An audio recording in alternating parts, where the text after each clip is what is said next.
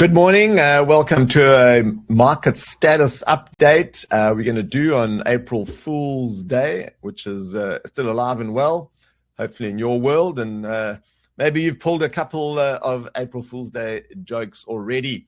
So to answer the question that was in the chat, yes, we do start at 10:30 and we're going to get right into it. Obviously I'm going to do an abbreviated session. Don't need to cover too much. Just really look at the main indices and a couple of commodities and ask yourself the question, and it's going to be a bit of a theme today, is what tests you and what defines you. If you have a think about that in various parts of your life, but obviously I'm going to apply that to the markets, and I think some of you may know what's coming with that. Right, so a reminder that none of what I cover here in this generic and technical analysis session is used in any of the SPA3 trading systems, and I don't use any of this in the public portfolios to make any decisions. That is 100% mechanical, that all the live trading that I do across 4 different portfolios, and I don't use any of this in my personal buy-sell decisions either. I'm 100% mechanical and precisely follow our systems. Right, this is a quote I'm going to leave with you for today, and it's attributed to a whole bunch of people, including Confucius and Nelson Mandela, and many others have put it into their writings. But according to my research, it's really attributed to Oliver Goldsmith, who made this quote in the late 1700s. Our greatest glory is not in never falling, but in rising every time we fall. So it's in the recovery. It's not what happens to us, it's how we take it that counts, and what we do about it that counts. Right, I'll leave that with you. And before we get into the actual charts, I have to remind you that everything we cover here today is general investment advice. There's no personal or specific investment advice. Right, let's get into the charts, starting off with the Dow Jones. Now, another little theme that I've put into today's session is we're looking at the Fibonacci's here. So I'll just zoom in a bit more on the Dow Jones, and that Fibonacci starts at the trough of Liberation Day, nearly a year ago, almost coming up for next week for exactly a year ago. And we've had a pretty good run since then. And this is the Dow. So initially coming out of that trough at the bottom of Liberation Day when all the tariffs were announced. Remember that? Anybody remember that? Which was huge at the time, and we've discounted it totally, just about. The Dow underperformed the S&P, and has since, in the middle of this rising trend, has been slowly outperforming the S&P 500, both rising, but the Dow rising by more, the S&P rising by less. And that typically, when the Dow outperforms the S&P 500, it's not a raging bull market. It's typically a bit of a weakish bull market when that happens. And we had that go for some time. And then we've had the retracement we've had to have. And this particular time, the big variable that caused the retracement was a war, and pretty serious war, but still nonetheless a war. And the degree of how serious it is, as we can, and I made this point last time in the last session I did, was really how serious that is to the markets, not to anything else, because I'm sure through all our different biases and prisms through which we see the world, we attribute more seriousness to one thing or another than the next person alongside us. But according to the markets, tariffs was a way bigger thing than this war to the markets, a way bigger negative thing, that is. And we've had the Dow outperforming ever since. And to put this into perspective, it's well and truly well within this rising channel that's been going on since we're going all the way back to 2022 is when that channel started forming over here, the bear market we had to the bottom of 2022. So quite a long a rising channel. And the Fibonacci I want us to look at, running from trough to peak, we've had a 38.2% retracement, which is, you've heard me say many times before, just to put this retracement into perspective with the run-up leading into this, is a pretty normal fall. In fact, it's probably a good fall for a bull market. if we have a very minor fall, we'd have, if you like, in a bull market, would be a 23.6% Fibonacci fall. 38.2 is great. 50 is a really serious retracement in a bull market, and this hasn't quite got there yet on the Dow. So that puts it into perspective. Obviously, we've got sell signals. These are these buy and sell signals that are on the indices that we use as pass-through investor here on medium to long-termish type settings, if you like, for the parameters that we have on the ATR trailing stop and breakout. They could be changed to be shorter term or longer term, but they're set for what we have said, but they're set for the term in which pass-through investor, the time frame in which pass-through investor operates. So note the 38.2% there. And this is pretty normal retracement stuff happening here. On to the S&P 500, same time frame, bottom of Liberation Day up to peak. And we haven't quite had a 38.2% retracement in the S&P 500. But remember, the Dow's outperforming relatively the S&P 500, but the S&P 500 hasn't had as deep a fall. In fact, it's got just past the 23.6, which is pretty normal for a retracement, but I would say is an outperformance relative to the seriousness of what's happening in the world with an energy crisis and all sorts of things that you read about in the papers, right? In the general geopolitical news, which is telling me that the markets aren't taking this as seriously as what it's been made out to be. And that's noise. Always talk about that being noise. Remember, I always tell you and qualify that by saying this is also noise. It's a different kind of noise because, to me, generic technical analysis is a sense of noise. It's not as bad a noise, negatively that is, as what you'll read about in the mainstream media. But just putting on me using, if you like, the subjective judgment of what's in the mainstream media compared to the more objective judgment by looking at the charts, is that the markets have not reacted as negatively at the index level as what we've seen in the news. That may not be, in fact, it's not the case in portfolios, which I'll talk about in a moment.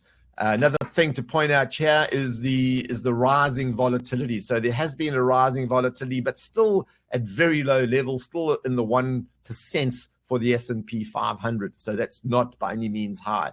Okay, I said this would be an abbreviated session, so nothing new to report on the sentiment or the breadth of market indicator. So we come to the US dollar, and you can see the market has been falling, and this happened.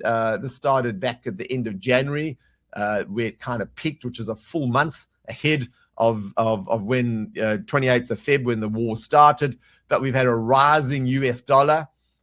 Tell me the US dollar is not a safe haven. And that is relative to the other currencies, and the market's been falling. So this is typical. Equities fall, US dollar rises, and you also get the other way around. US dollar falls, equities rise, and it just happens so often. So the first point over here, and you can see this is now, I've got a red mark over here. So this is a risk off, if you like, for those that short-term trade, even medium-term trade. But what we're going to need to see here for equities to start rising strongly again is a fall in the US dollar index. Okay, we won't go through these. I'll just flick through these pretty quickly because we covered these a couple of weeks ago, and there's been no change really in any of these. So just to comment on the VIX, which obviously has been rising through the war, and you see the bars get longer and deeper, and as they rise, but still not really high. It should be much higher for the type of negative news we've had that's abounded. Right, on to the Nasdaq. Nasdaq has been going sideways to down since October last year. So this is now coming up for 5 odd months that this has been going on. So it's getting a bit long in the tooth for the way the markets move in a secular bull market, which we are still undoubtedly in, a secular bull market. So we've had a bit of a retracement, relatively speaking, slightly underperforming the S&P 500, which has got the smooth index rate of change indicator here, and is starting to get into oversold zones in the time frame in which we do this relative comparison between the Nasdaq composite and the S&P 500. So starting to get to those zones. We're also starting to get to the lower channel line over here, which is very good to see, because when we get to the upper parts of channel lines, like these parts over here, there always seems to be a sideways or a down movement.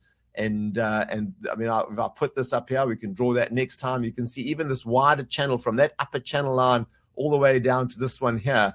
We're getting to the bottom end of the channel line, which is a better time to start to put money into the market. So we're starting to get to this risk on, risk off. Sorry, I'll just go back up to the Nasdaq composite to look at the Fibonacci. So there's the peak, and we've got down, there's 38.2 over there, and 50 is down here. So we just got to slightly above the 38.2 on the Nasdaq composite. So this is pretty normal retracement stuff.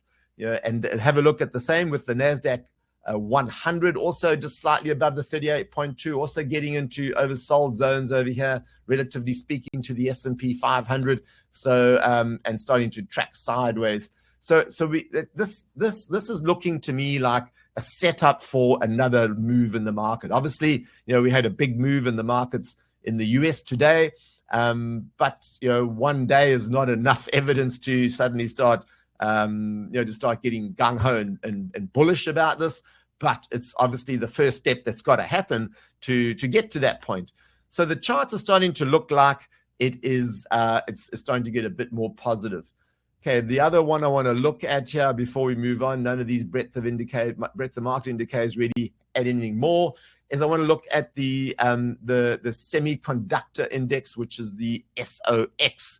And of course, we follow in Spartary Income the 3 times leveraged ETF, which is SOXL, SOXL for long, and that had a huge night. It was up 3 times what SOX was, which was around 18%.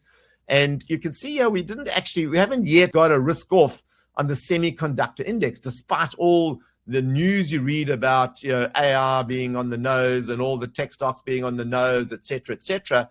Well, those people surely don't look at this chart because it's actually rubbish that they've been writing. Now, just look at the retracement that's happened here. Firstly, it's outperformed the Nasdaq 100, which is a pretty narrow index, really, compared to the S&P 500. All the whole time since Liberation Day. So almost for a whole year, it's been outperforming the Nasdaq 100. And this retracement, where we've had a 50% retracement on the Dow Jones, nearly 38.2% retracements on the S&P 500 and the Nasdaq.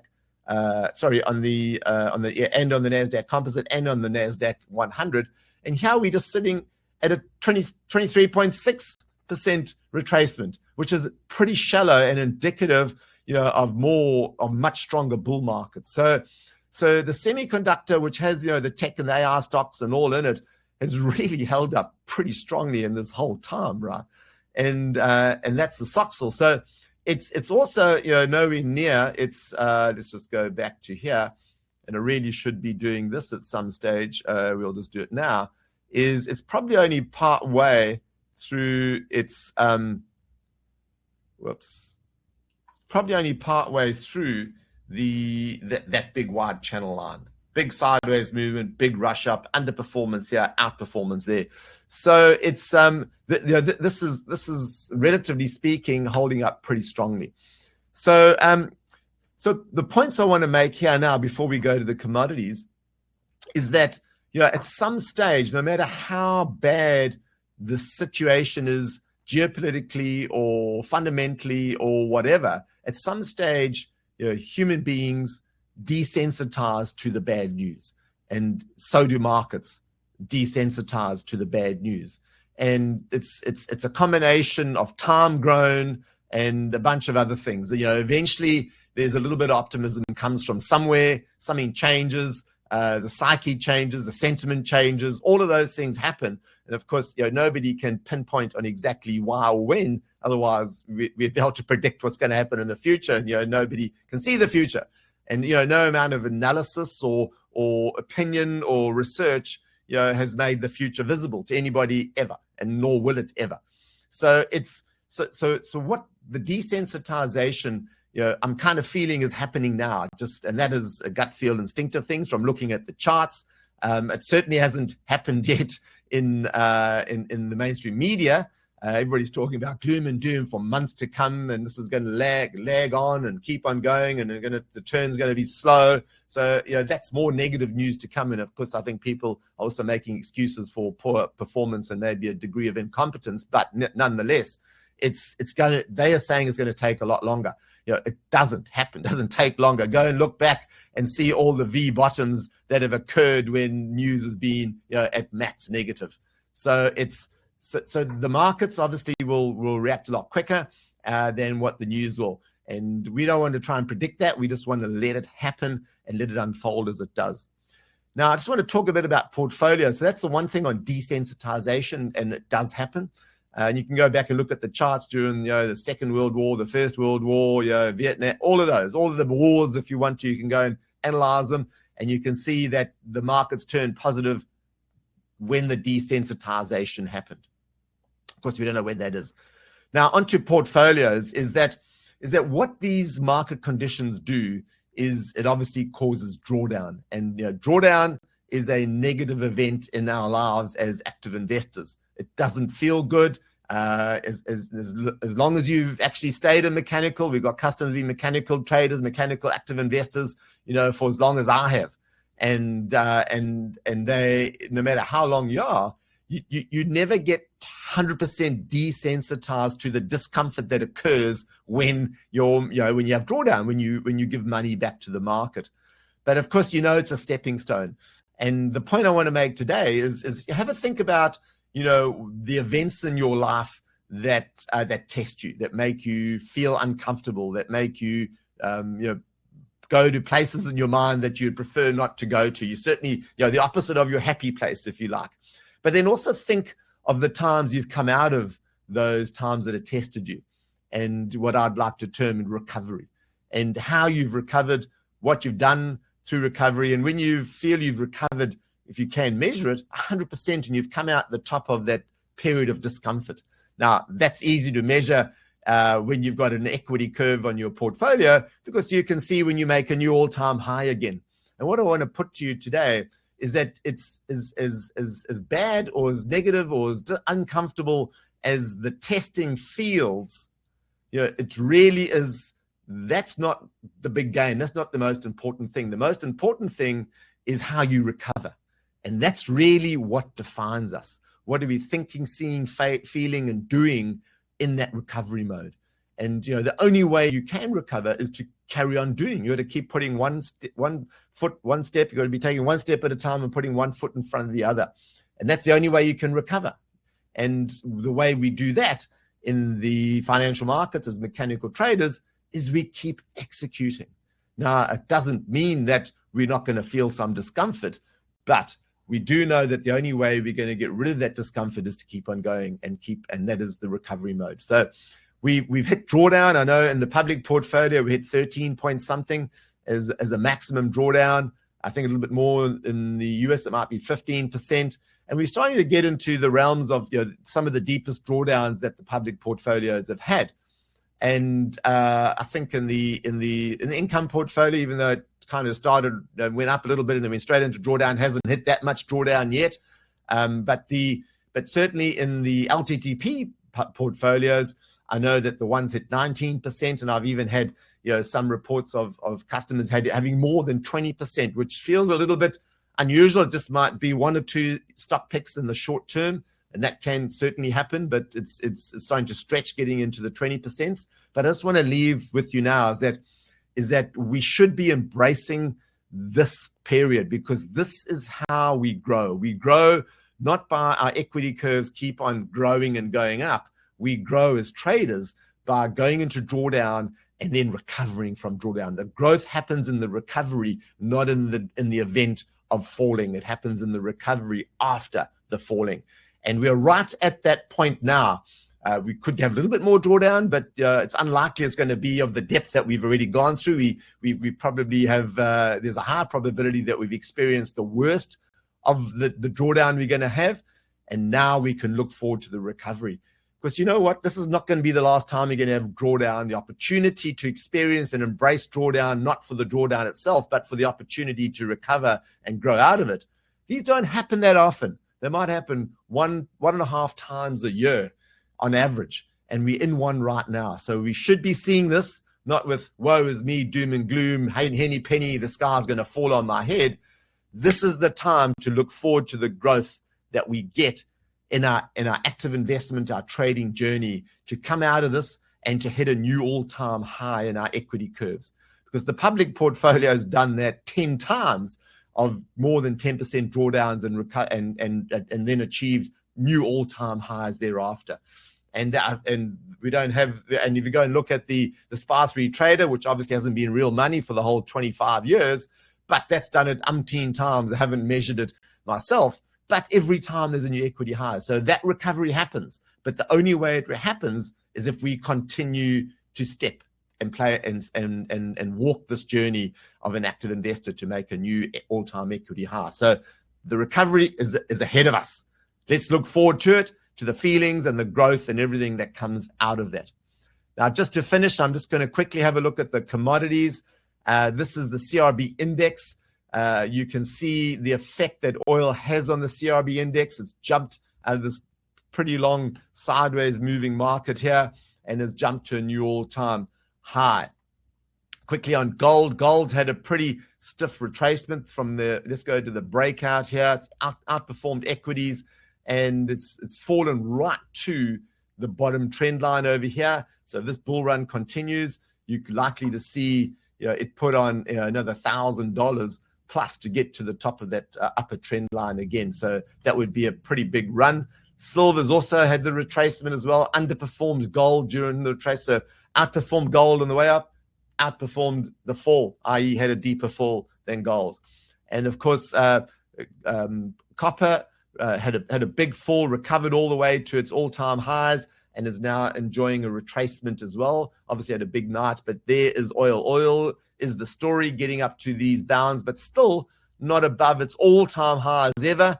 And this 120 odd dollars, US dollars a barrel on Brent crude, not on light sweet, is nearly, you could almost call it all-time highs, because it's only been above it once over here. But this is going back to 2011, where we first experienced these prices in oil. And just quickly to finish on Bitcoin. Bitcoin is having a pretty steep retracement. Just to put into perspective what my comments from last time, I'm not going to go through it now because I'm going to finish off and go to any questions if there are, is that we picked up last time historically, and you can do it because you got this analysis, you can download this analysis in this particular chart, and is the 78.6% retracement and how often that has happened in Bitcoin. So it's got to this just above the 61.8, and a 78.6 would take it all the way back down to 38. No, I'm not predicting that. There's no guarantee that's going to happen. All I'm doing is pointing out what the historical characteristics and personality of Bitcoin has been. Okay, I think we'll leave it there. We'll go to some questions. I'll go back to SPX and whoops, wrong watch list. And see if there are any questions. Okay, so Stephen was having struggles to get the broadcast to load. You'll be able to get a recording of this, Stephen. And nothing else to add to that besides some other questions. So I'll finish this. If you have any questions, surely you can post them on the forum or elsewhere. But the theme is about, it's not what happens to you and the testing of what happens to you. It's about the recovery coming out of that. And we are looking for even if the war continues, the world geopolitical scene to desensitize to that happening if it doesn't end in the short term. So both of those will happen. And I think both of those will lead to a bit of a positive run in the market to come. So I'll leave it there. Thank you for your time today. And as always, I wish you consistent and objective active investing and peaceful active investing too.